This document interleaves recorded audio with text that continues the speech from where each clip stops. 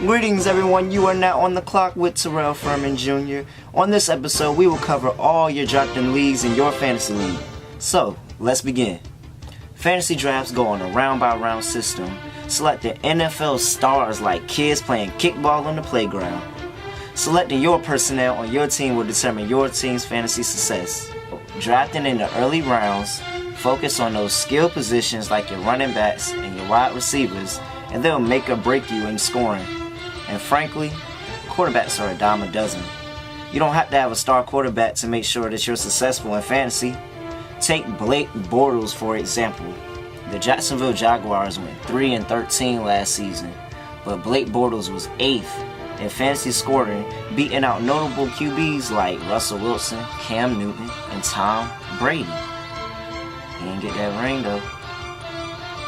So, literally spend rounds 1 through 4 drafting running backs and wide receivers and just build depth on your team. Around round 5, your mindset should be get the best player available. This is where you find your starting QB and tight ends that will fill out those roster spots. Next, look for those skilled position players with a high upside. For example, take Dak Prescott. Dak was projected to be in the bottom end of fantasy football after Tony Romo went down.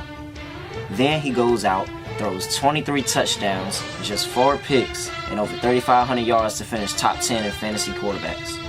Kickers and defenses are great to get based on the matchup they have that week. Any waiver wire kicker and defense can produce top 10 numbers if they're playing against the right team. Alright y'all, I'll leave y'all with that for this week. Next time we're going to take questions and get to the analysis of these players to make sure that you have a great season going on past the draft. Peace.